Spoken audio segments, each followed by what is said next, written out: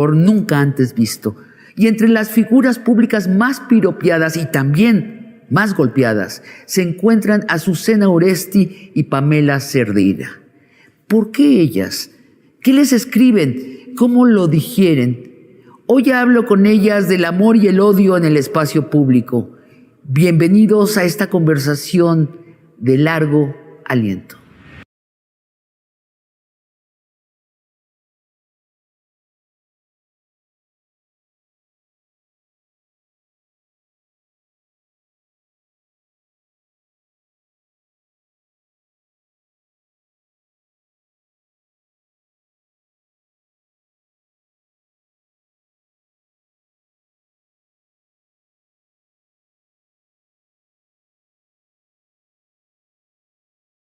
Azucena, Pamela, son ustedes de las personas más piropeadas de las redes sociales y también de las más golpeadas.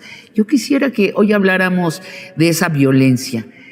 A ver, en las redes a los hombres se los llama pentontos, ebrios, corruptos, pero nadie les manda genitales no requeridos, ni nadie les critica el físico, la calvicie o la edad. ¿Por qué a ustedes y a las mujeres sí?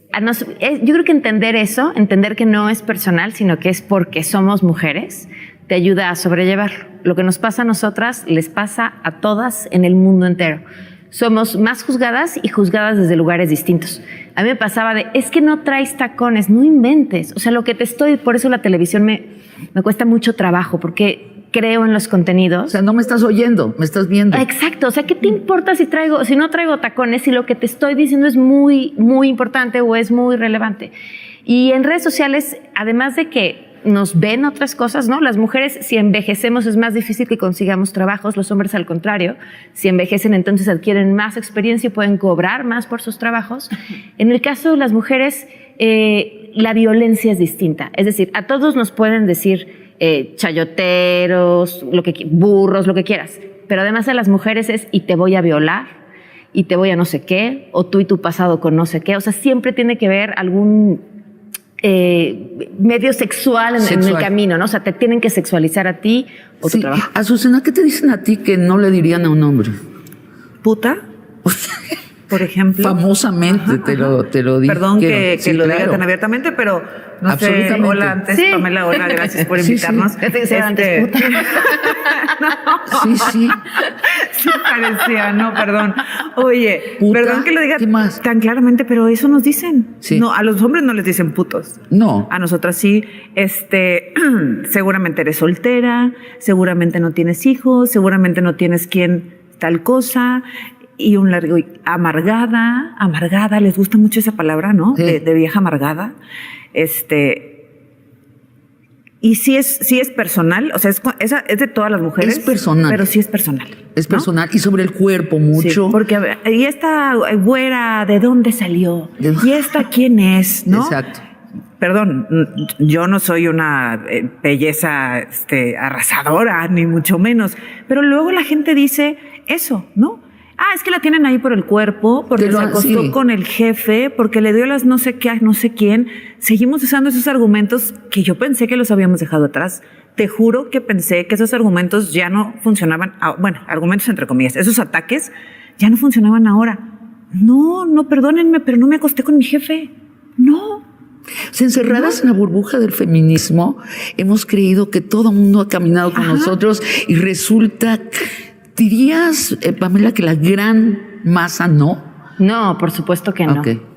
Y hablas de esa violencia en las redes de anónimos, pero también es la que ves en el trabajo todos los días, ¿no? A mí me llegó a tocar lugares pero escótenla más, pero, wow. ¿No? Eso sigue pasando en los ámbitos formales. Y sin embargo, tú no muestras a tu familia en las redes para desmentir todo eso. No la muestras. Fíjate que a veces algunas cosas, pero trato de ser muy cuidadosa con que muestro, sobre todo con mis hijos. Y porque siento que los pongo en un lugar muy vulnerable y que es muy fácil que los ataquen por ser mis hijos, no por lo que sea que hagan. Entonces, de entrada, los que son menores de edad, no. La que es mayor de edad, sí, pero con su consentimiento, porque sí creo que hay que ser muy cuidadosos con eso. Además es un clon hermoso de Pamela. Ay, su hija, es hermosa. Así que si hago algo malo, puedo decir, no fui yo, fue mi hija. No era yo la del antro. Tú no muestras tu vida privada. Nada. En Twitter no, porque en Twitter todo es agresión. O sea, Twitter está absolutamente fuera de un debate posible, de altura, de argumentos. No puedes estar en contra del otro porque ya es una guerra de adjetivos, ¿no? En Instagram es una red mucho más amable. Y ahí yo muestro a mis hermanas, mi mamá, mi pareja. Ahí eso es como otro mundo, ¿no? Instagram. Sí, es nunca lo escondo, pero tampoco nunca los expongo de más, ¿ok? Porque también es bien difícil que la familia entienda por qué te dicen como te dicen. ¿Sí me explico? Ya asimilarlo nosotras, bueno, pues nosotros hemos trabajado en cierta forma en esto mucho tiempo y lo asimilas, no lo aceptas, tratas de no repetirlo desde los lugares en los que estamos. En mi caso, yo creo que trabajo en una empresa de puertas súper abiertas. Entonces yo ya soy la mayor, veo que a las mujeres, oye, no, la falda sí no, fíjate que no hay necesidad, o la blusa no hay necesidad de esto. ¿Sabes? Con las chavas nuevas que todavía traen ellas mismas a veces ese estereotipo que nos han impuesto a todas. Pero es un dilema imposible, porque o te critican porque tienes el escote abierto o porque no tienes escote. A mí me han dicho monja, porque te vistes como monja. Exacto. Todo, ¿no? Bueno, ¿y han distinguido ustedes qué tipo de personas son estos que golpean? ¿Cuántos años llevan ustedes en Twitter? Pues desde que empezó Twitter. ¿Qué será? Como 2012, ¿cuándo? ¿2008 empezó Twitter? Sí. 2008, 13, 14 años. ¿Y han distinguido el tipo de persona que golpea, Pamela? No, y yo creo que también es un esfuerzo innecesario, porque habrá dos tipos de... Pues sí, o sea, hay dos tipos de persona, la que sí es una persona real y la que lo está haciendo porque es su chamba hacerlo. Y creo que te desgastas demasiado pensando en eso, pero yo de verdad prefiero no dedicar energía. No lo analizas. No, antes sí me peleaba y me agobiaba, ahora lo silencio, se acabó. ¿Tú sí has hecho un análisis? No. Pero sí he visto el cambio. Por ejemplo, al principio mucha gente decía cosas, ¿no? Cuando a mí me tocó la campaña de redes de Jaime Rodríguez Calderón, que fue el primer candidato que usó las redes. Bueno, y aquello fue el Bronco. Y aquello fue una locura, ¿no? De su grupo o bots o lo que sea contra ciudadanos, contra medios de comunicación. Era una locura, ¿no? Entonces, a mí me decían 1000 cosas en Twitter. Y yo identificaba a fulanito 1 que siempre me recordaba el 10 de mayo, que siempre me decía tal y cual en su foto. Y un día me lo encuentro en una exposición. No. Ajá. Pero yo no lo bloqueaba, no lo silenciaba, pues era como nueva, no sabía cómo funcionaban esas cosas, qué hacer. Entonces estamos en una exposición y volteo y me ve Azucena. Y yo, fulanito, y me le acerco. ¿Cómo estás? Discúlpame por todo lo que te he hecho en Twitter. O sea, de verdad es que a veces me altero, pero ya que te veo en persona, qué buena persona eres, qué linda, qué amable. Y luego se volvió así un súper seguidor, súper amable, etcétera. A raíz de ese encuentro. ¿Por qué? Porque entonces no lo sostenían cara a cara. Era el anonimato, era la facilidad de las redes, etcétera. Pero luego esto evolucionó, bueno, no sé si la palabra es evolucionar, esto se convirtió en una cosa casi imposible de controlar. Claro, y hablaremos más adelante de cómo el Twitter se salió de Twitter y qué peligroso se vuelve de pronto en la vida real. Pero una pregunta, ¿leen los tweets, Pamela? ¿Tú lees los tweets? Sí, claro. Claro, ¿Por qué? Y por sadomasoquista, no sé. No es cierto. No, porque hay muchos comentarios muy críticos y constructivos. Muchos. Ay, en tu Twitter. A ver. Yo tengo muchos seguidores, muy buenos. Danos un ejemplo de uno constructivo que leíste ayer. Y yo. No, por ejemplo, das la nota A y alguien te dice, ¿sabes qué, Azucena? No solo es el A. Acuérdate que el B y el C. Acuérdate que eso pasó en 2022, pero también pasó en el 2016, en el 2014, en el 2010. Yo digo, claro, ¿no? Claro. Hay gente que aporta un montón, ¿no? Y un tuit que empiece, hija de... ¿Sigues leyendo? Sí. Sí lo lees. Es que es como el chamoy. Crea adicción. Es que yo no sé si después de eso voy a decir, te amo.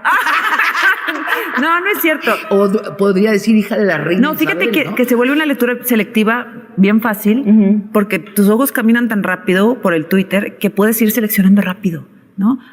Y de alguna manera tu cerebro ya está entrenado para descartar eso, descarto, encarto. Hay gente ¿no? que nada más lee los verificados, es decir, los que No, le yo leo llegan. todo, Pero entonces trato. no estás dialogando con un Claro, público, estás claro. dialogando con tus amigos. Claro. No sé. A ver. Yo tengo WhatsApp A ver. y con ese WhatsApp dialogo con el público y con ese WhatsApp generalmente tengo una retroalimentación más interesante. WhatsApp? Ajá, en WhatsApp. En Twitter me cuesta mucho trabajo. De pronto hay cosas muy valiosas y personas que te hacen ver cosas que no habías visto, pero no es la mayoría. O sea, no, ¿Y del insulto has aprendido algo?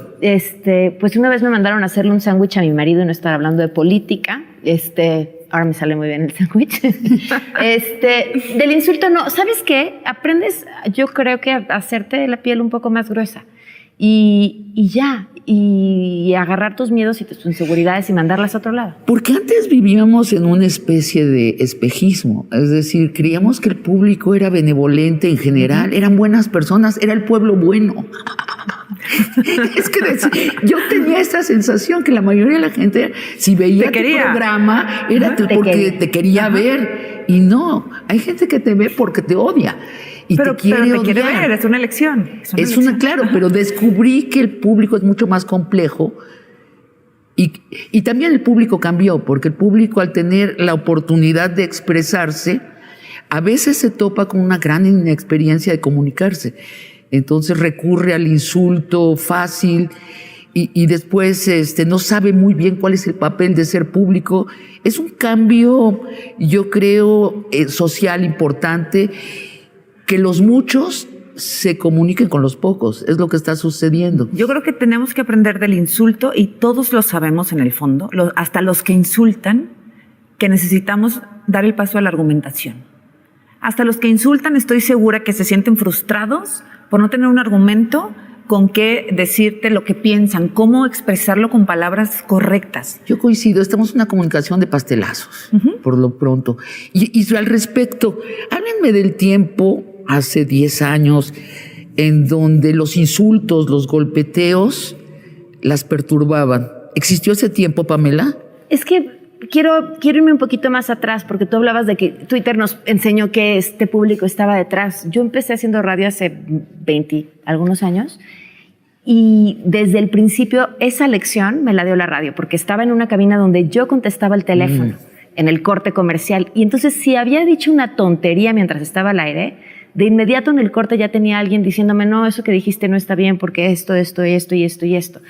Y eso siempre me hizo saber y tener claro que del otro lado había alguien más inteligente que yo, más preparado que yo, y que tenía que hacer mi trabajo para estar por lo menos al nivel de lo que esa persona esperaba. Muy interesante. Ahora, ¿qué pasa cuando en Twitter vienen estas avalanchas de odio? ¿Hubo algún momento en donde te intoxicaste? O sea, donde realmente se te metió el corazón, y no lo hablo metafóricamente, al corazón, al pecho, el insulto. Una vez publiqué una cosa sobre un sujeto que había dicho algo muy desafortunado y alcancé a ver cómo alguien dio la indicación a un grupo de tuiteros que se fueran en contra de mí. Y el primer tuit que alcancé a ver era una amenaza de violar a mi hija.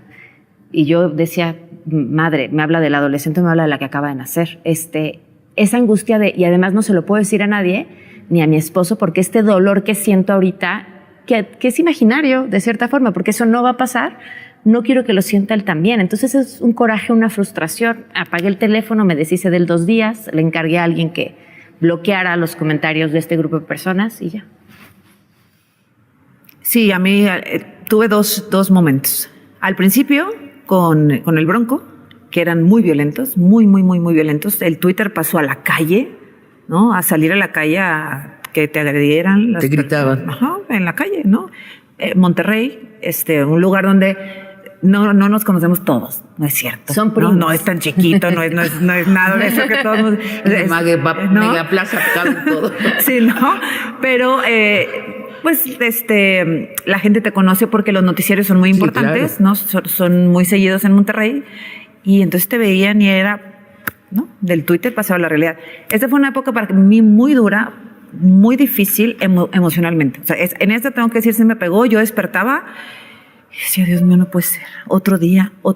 ¿Cuándo se va a acabar esto? ¿Cuándo? Y pasaron meses, ¿no? Claro. Entonces llegó el gobierno y y uno se le olvida o te curas, ¿no? Otro momento fue el debate presidencial, ¿no? Sí. En el que a mí me propone el INE, para mi sorpresa, yo acepto, etcétera, y al siguiente día era, ¿y esta quién es? ¿Y de dónde salió? ¿Y por qué está ahí? Si es una provinciana, seguramente por rubia, seguramente por X. Y tuve 2 días de decir, tal vez tengan razón, ¿no? Y yo no esté a la altura, yo no pueda. ¿Sí me explico? Sí, claro. Afortunadamente uno siempre tiene una red de apoyo, que es lo que importa para todos en todos los problemas, siempre, ¿no? Y me decían, no, estás loca, ¿de verdad estás pensando eso? Y entonces me di la vuelta, pues, y Sí. lo que sigue, ¿no? O sea, estás diciendo, tu red personal es básica para resistir esto. Básica. Personal, ¿no? tu familia, tus amigos. Sí, absolutamente. Y ahora te digo, luego tuve una campaña orquestada también, que también me di cuenta quién era, y se lo reclamé, un funcionario de gobierno. Me di cuenta y le dije, sé que esta orden salió de aquí y vamos a evitarnos problemas, vamos a jugar limpio, pues, ¿no? Y no pasó, no jugaron limpio, pero yo después, ahora ya no me pega emocionalmente, ya no. Quiero preguntarles más de cómo digerir, ustedes que son expertas en ese ejercicio, cómo digerir tanto odio y qué sí aprovechar, pero luego de una pausa.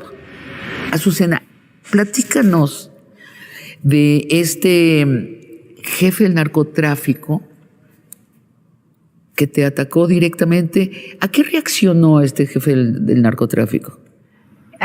Fue su vocero, era el vocero del Cártel Jalisco Nueva Generación, y reaccionó a una cobertura que nosotros venimos haciendo desde hace mucho tiempo en Michoacán. ¿Cuál es el mensaje, en resumen, que te manda? Pues el mensaje que quiero pensar y es, no hables de mí. O sea, él me decía, no hables de mí, no te metas con el cártel, y era absolutamente misógino, amenazaba con un feminicidio por la forma en que lo describe, etcétera, etcétera.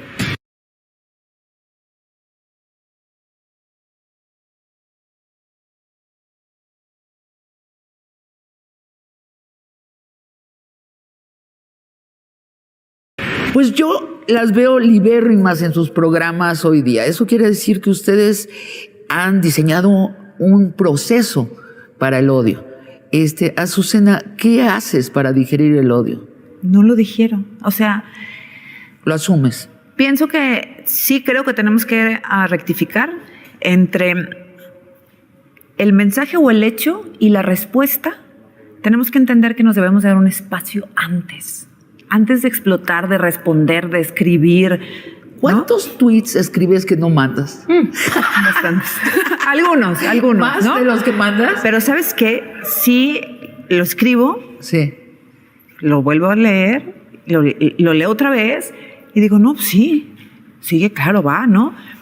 Pero creo que todos debemos de darnos entre el hecho y la redacción o la palabra escrita o hablada, un espacio de reflexión. Sí, claro. Eso es lo que tenemos que hacer antes que todo, ¿no? ¿Cómo describes la violencia? O sea, ¿qué es lo que en un tuit o en un mensaje de Facebook te dice esto no es aceptable que circule? Creo que todo lo que te deslegitime como interlocutor, eso es violento, porque ya te sitúa en otro lugar y puede ser desde un insulto a tu persona hasta cualquier cosa. O sea, creo que eso ya es violento. Y sí, estamos en una posición en la que podemos promover hacia dónde mandar la atención. Sí. Y quizás sí tenemos que esforzarnos para decir, hoy decido dedicar mi tiempo a el diálogo constructivo. Mucha gente me pone en Twitter, no sé si a ti te ha pasado, de, oye, pero ¿por qué les contestan siempre a los que les insultan? Sí. Y tienen toda la razón, ¿por qué a los que te Yo tiran no. buen rollo no? Entonces, Yo no les contesto nunca. yo me he esforzado para ya no Oye, hacerlo. no. O sea, es un ejercicio porque Oye, sí, Pamela, porque... esa es la definición de Freud de la neurosis. Contestar a la agresión y no al amor. Sí. ¿Sí? ¿Contestas al amor? Necesito bueno, ayuda. Digo, padeces una neurosis. Gracias por el diagnóstico.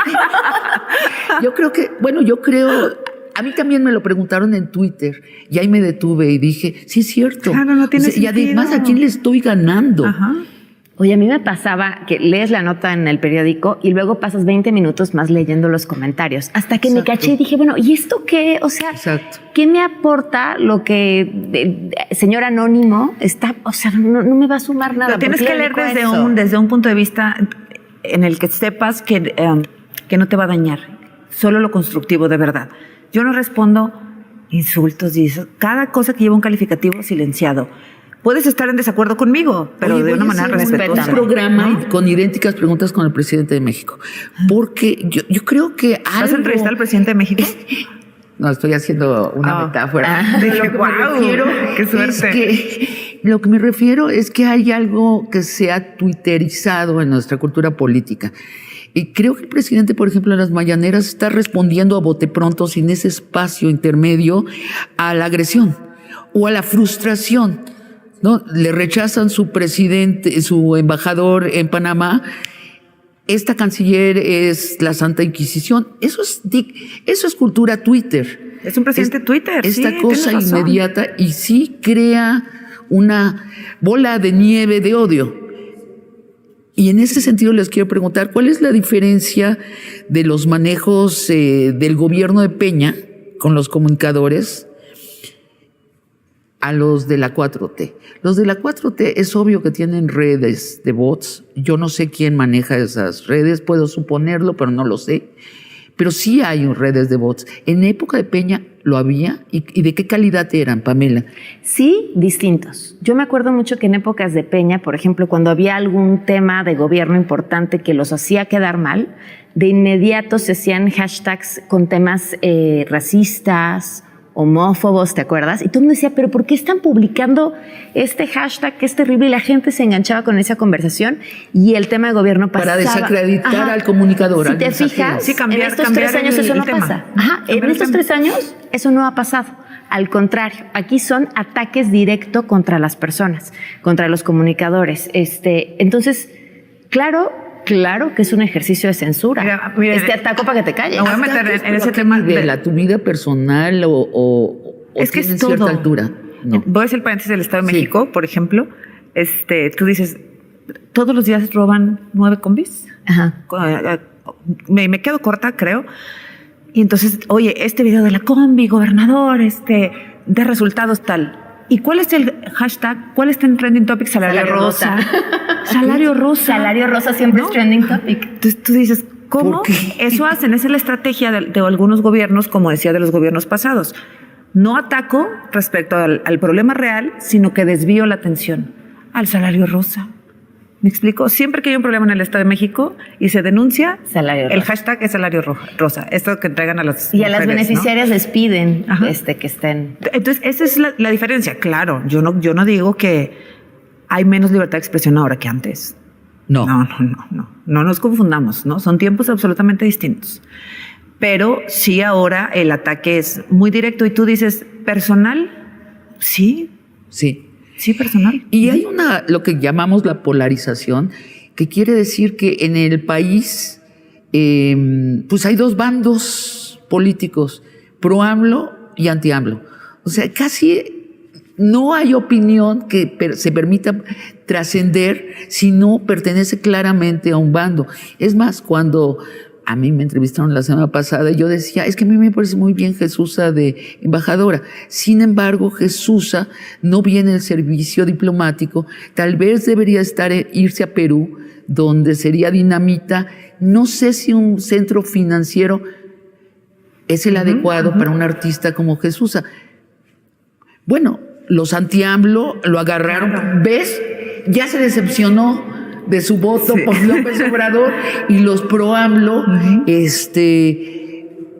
diciéndome ya traicionaste. Traidora, claro. Pero el resultado es que ya no hay argumentos, o yo estoy exagerando.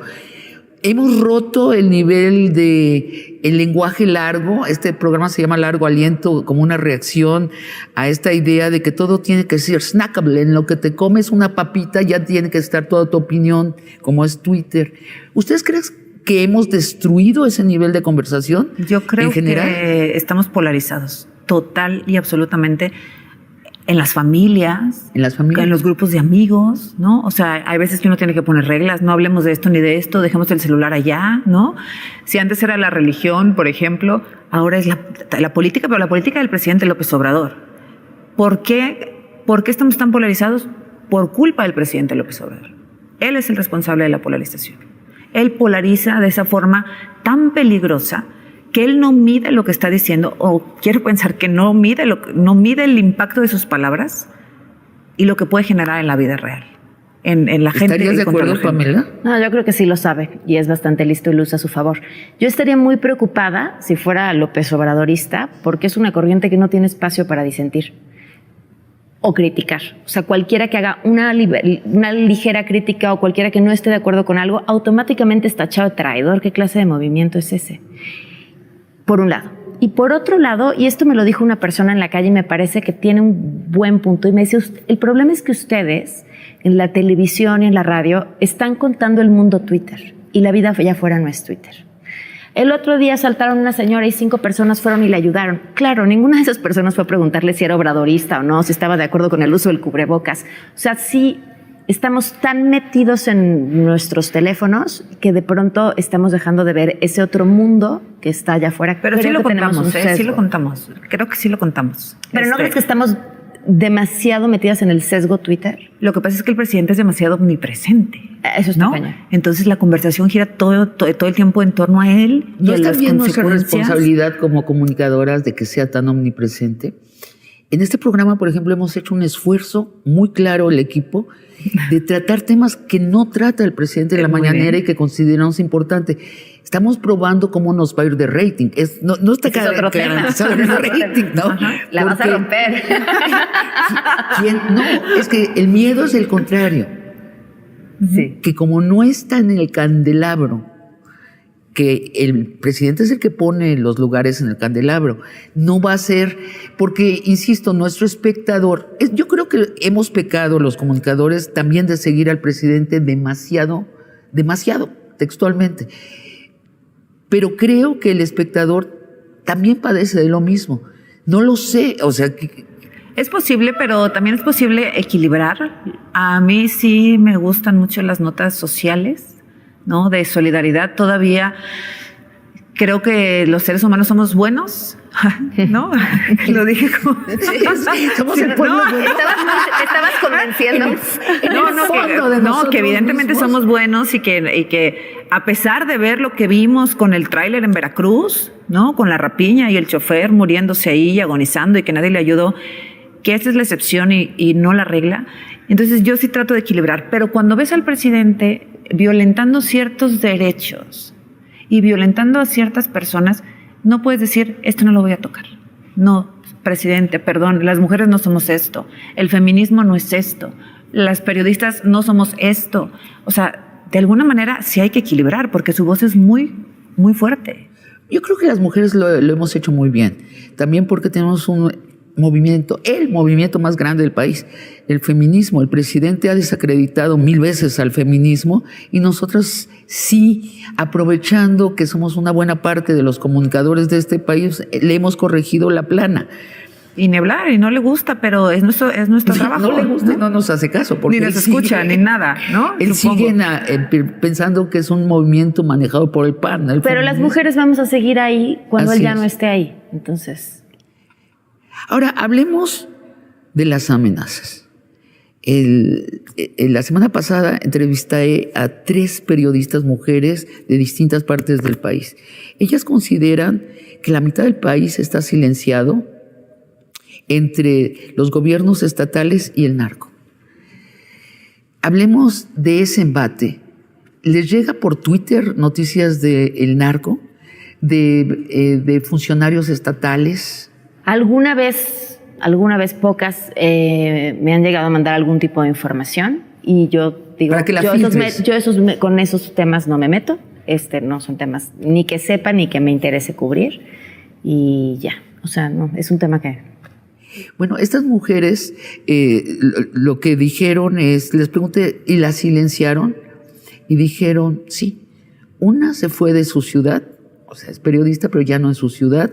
Otra se fue del país y otra se fue de su continente. O sea, así de grave puede ser el silenciamiento obvio.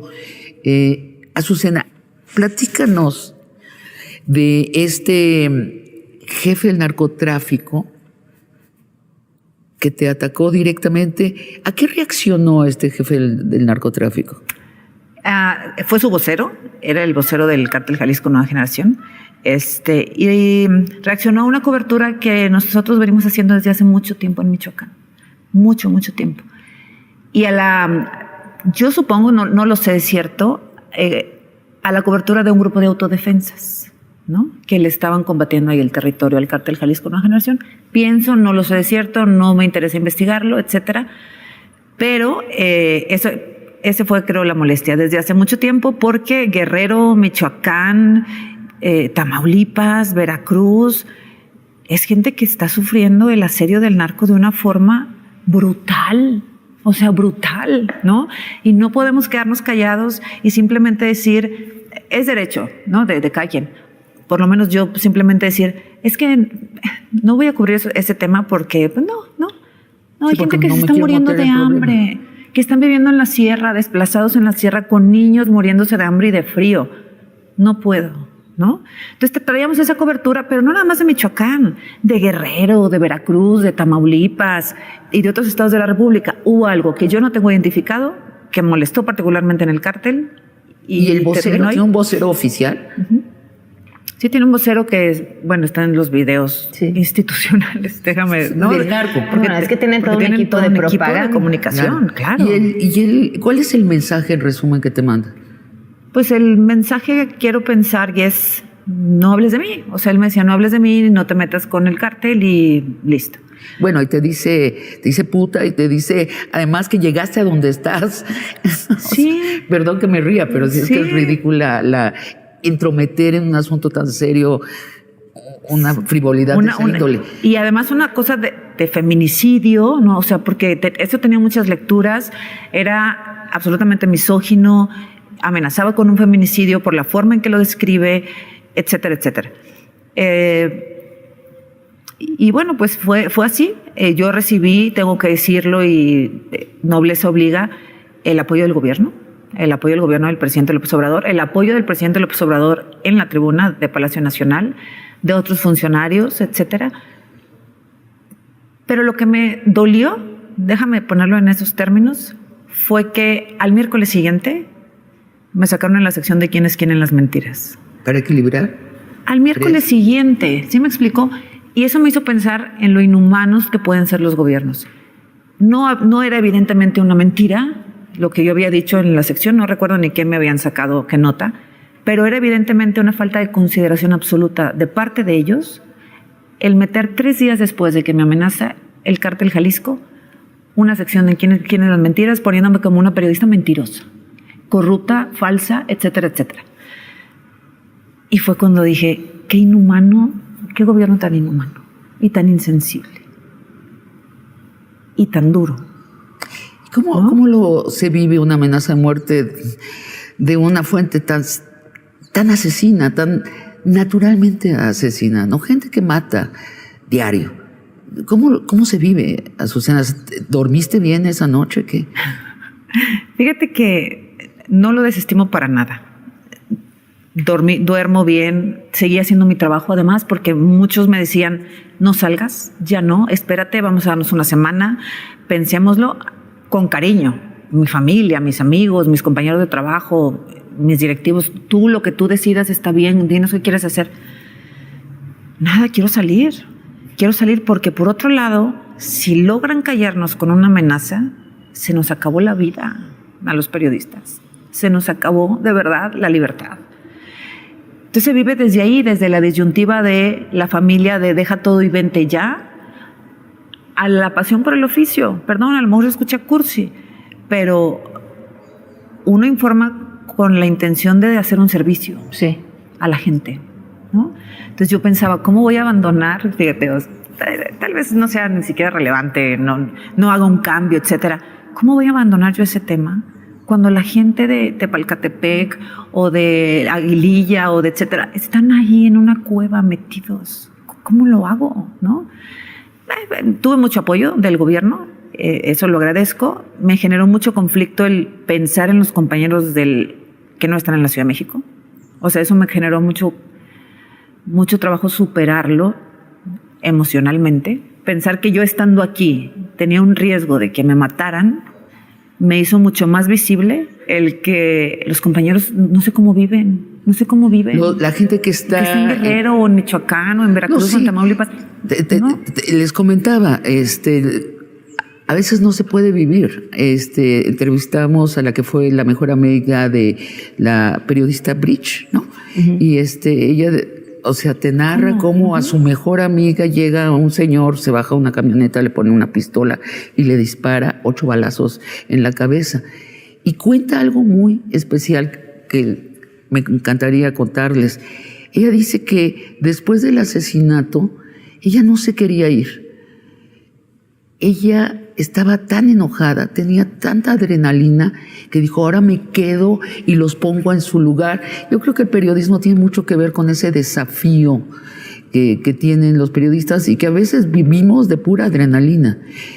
Y de tocar intereses que no quieren, que hay alguien que no quiere que toquemos. O sea, es el crimen organizado por una parte, pero es la corrupción y es la política por otra. O sea, vivimos entre muchos fuegos. Ok. ¿No? ¿Cuáles son hagamos una síntesis de cuáles son los francotiradores del periodismo? Narco. Gobiernos estatales. Bueno, esto es lo que decían ellas. Dice, es que acá el asedio de los gobiernos locales está disfrazado de narcos. La mayor parte es de los gobiernos. ¿Qué más? Los reportes de artículo 19, la mayor parte son los gobiernos locales. Por eso cuando decía yo, en esos temas no me meto, creo que independientemente de sí, las historias de las personas de la calle hay que contarlas todo el tiempo por lo que están viviendo. Pero del otro lado, es imposible distinguir entre buenos y malos. O sea, hay tantos intereses mezclados. A ver, nunca hablamos de los empresarios, de los billonarios de este país. Son poderosos. ¿Ustedes sienten ese asedio o no? ¿Esa censura? Yo creo que existe una censura tácita que ha consistido en que no hablamos de ellos. O sea, que llevamos 30 años sin tocarlos. Nos parece inconcebible dar una noticia a Slim. No, es su vida privada. Dices, ¿es su vida privada? O sea, ¿cuánta gente emplea Slim? 500,000 de mexicanos. Eso es su vida privada, el trato que les da a sus trabajadores. Uh-huh. Hemos dejado de considerar, no solo en México, en todos los países donde gobernó el neoliberalismo, a los empresarios como sujetos de la noticia. ¿Sí o no? ¿Me estoy equivocando? No, estoy de acuerdo. Vemos a la iniciativa privada como si no jugara un rol, ¿no? Como sus empresas son sus casas, ¿no? Privadas. Correcto. Y creo que yo no he recibido presión nunca. Como bueno, ya nos platicarás después en tu caso. Cuéntanos tú. No, tu caso terrible, directamente de un grupo empresarial, no lo sé. Lo que sí sé es que los gobernadores, el gobierno federal, los políticos en general, cuando se sienten agredidos en sus intereses, porque también son empresarios, entonces viene el asedio, ¿no? Entonces te puede estar asediando un narco o un político y tú no saber de dónde viene el balazo. Ese es el problema. Yo sí he recibido mucho, como soy desde pequeña, fui educada en la izquierda. Mi hermano era un izquierdista bastante radical y me educó en eso. Desde que estoy en medio sí me he referido a los empresarios y la censura la recibo de las redacciones, ¿no? ¿Sabes qué? No hables de Slim. Por reiterar en el ejemplo de Slim, porque tiene negocios con nosotros. Porque, oye, no hagas una serie sobre fulano de tal, porque es nuestro amigo, o por qué tendríamos que pelearnos con este empresario. Sí he recibido siempre, a menudo, diría mejor, la censura de los dueños de los medios donde trabajo, porque ellos obedecen también esta omerta del empresariado. Nosotros somos los decentes del país. Sí, fíjate, es un buen punto. Yo nunca me he especializado en periodismo de negocios o de empresas, etcétera. Probablemente por eso no lo he padecido nunca es un tema. Pero bueno, pues habría que echarnos un clavado, ¿no? Bárbara Anderson me decía la semana pasada que justo tenemos un tipo de empresariado muy distinto a lo que sucede en Estados Unidos. En Estados Unidos el empresario es la estrella de rock y es el Steve Jobs o el mismo Trump, ¿no? O sea, estos personajes que presumen y que se ve y que se convierten como en figuras dignas de imitar. Y en México más bien casi todos, el perfil del empresario es mucho más discreto, como si existiese una especie de culpa, ¿no? De te voy a señalar porque tienes y entonces mejor no presumo, no me enseño, no me muestro. Pues sí, vamos a una pausa, vamos a seguir hablando en nuestro tercer bloque, llegar a ciertas conclusiones sobre nuestro tema, violencia, periodismo, feminismo. En Alemania, hoy día, según la nueva ley que rige, si tú escribes un tuit de odio, te bajan tu cuenta, pero no porque lo decida Twitter, porque lo decide el gobierno de Alemania. ¿Qué piensas, Pamela? ¿Tú ves al Estado, ves que sea deseable al Estado regulando? Creo que ningún ejercicio de censura por parte del Estado tiene justificación. Creo que los medios se deben autorregular y creo que las plataformas también se deben autorregular.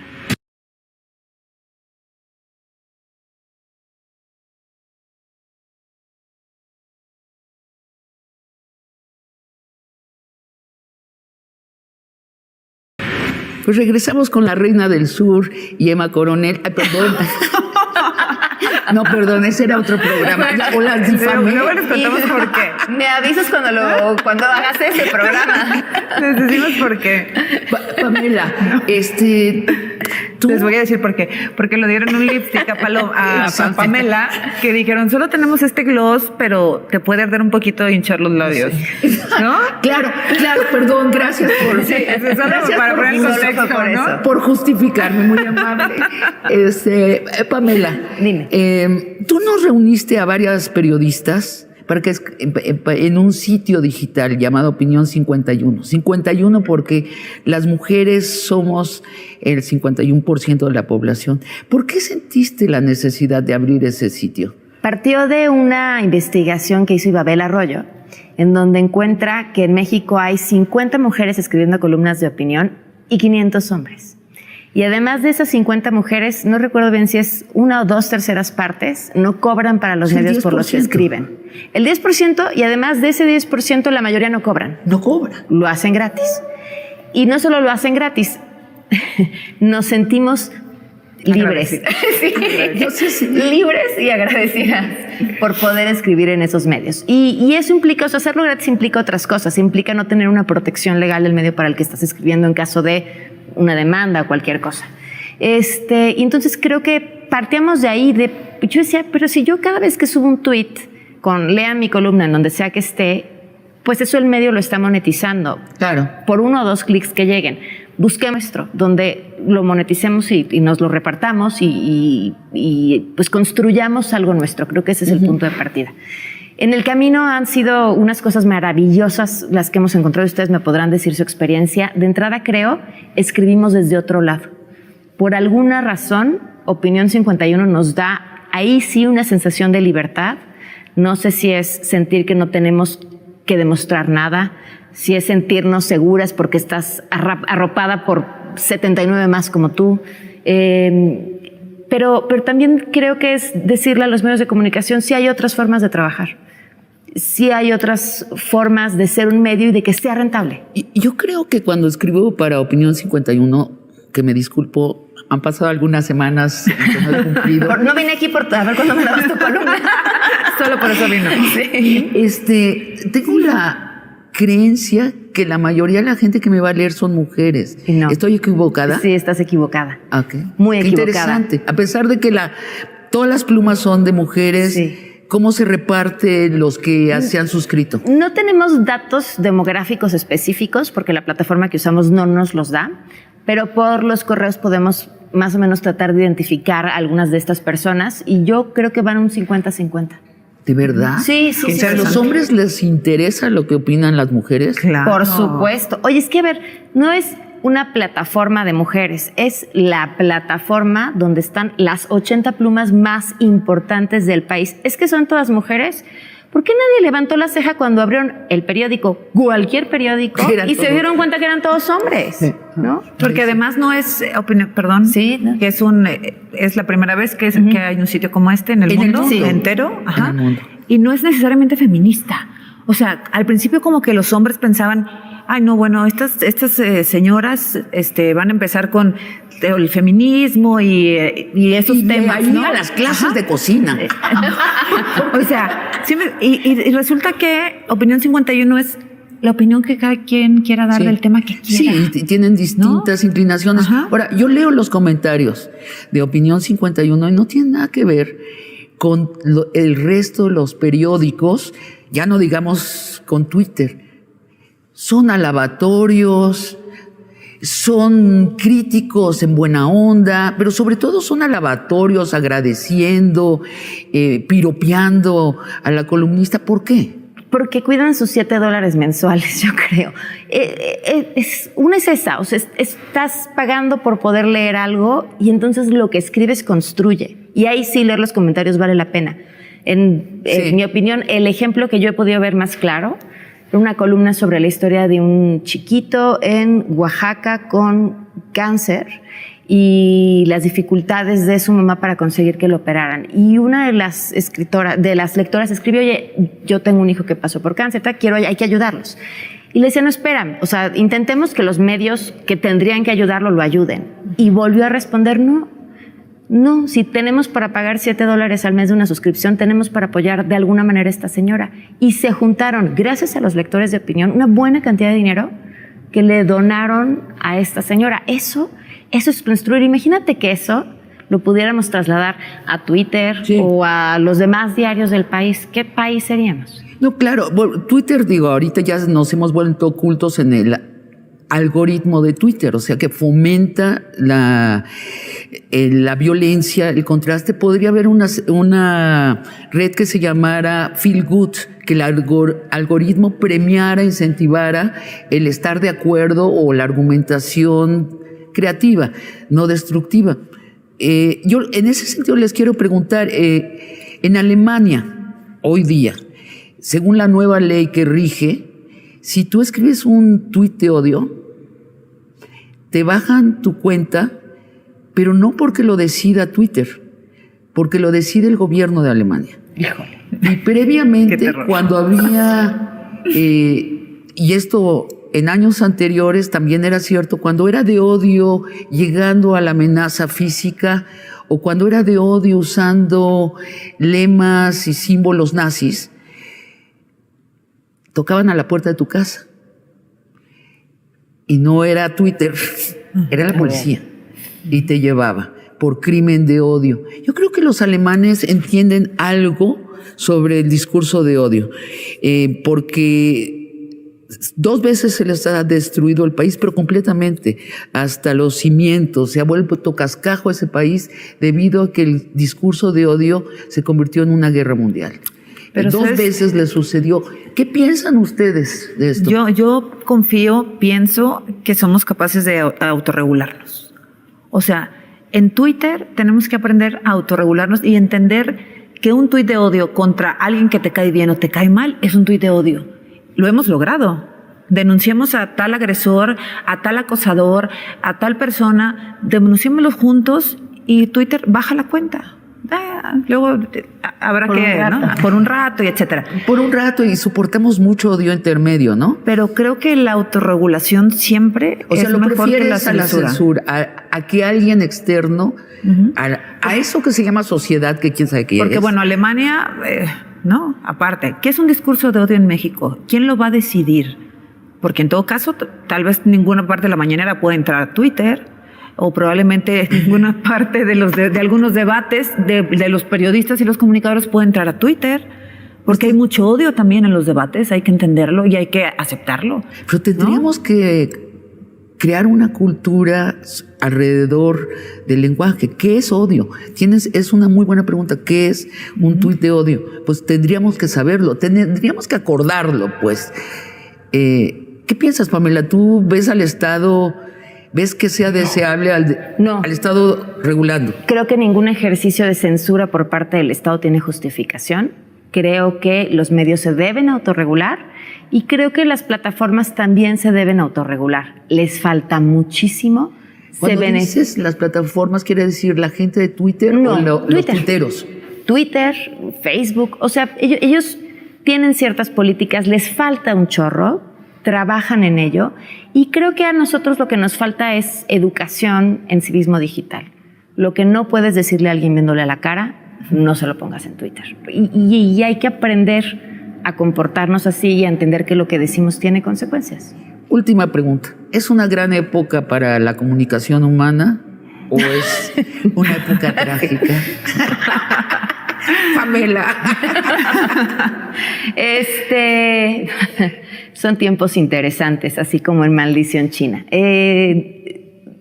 Híjole, amo estar viviendo esta época. Quizá lo único que me habría gustado es ser 20 años más joven y estaría gritando así en las calles con los grupos de feministas, pero son tiempos magníficos para estar aquí. Creo que así como ponemos nuestra atención en los tweets violentos, a veces también ponemos nuestra atención en lo malo, porque es un instinto de supervivencia. Tenemos todo para construir algo mejor. Porque tenemos medios de comunicación fabulosos, ¿no? Sí. Azucena, ¿es una gran época para la comunicación humana o es trágica? Siempre es una gran época. Me parece que los estudiosos de la comunicación tienen una gran época por estudiar. En este momento del presente, cómo nos estamos comunicando de diferentes formas, si estamos comunicándonos en Twitter, en otra plataforma, en persona, si nos estamos comunicando a través de un videojuego. O sea, hay tantas formas de comunicación ahora y somos tan diferentes en cada una que se vuelve fascinante. Es trágico, me parece trágico en el sentido de que hay mucho odio, pero un odio que existía antes de Twitter, ¿eh? O sea, Twitter no vino a crear el odio en la sociedad, vino a mostrar lo que en muchas sociedades se está viviendo, lo que mucha gente está pensando sobre el país o sobre la situación en la que vive, o sobre lo que piensan de los medios de comunicación, un montón de cosas. Vino a mostrarlo, simplemente. Azucena, pero es una gran época. Azucena, Pamela, muchas gracias por esta conversación de largo aliento. Gracias. A ti. A ustedes, amigos y amigas, los espero la próxima semana en otra conversación de largo aliento.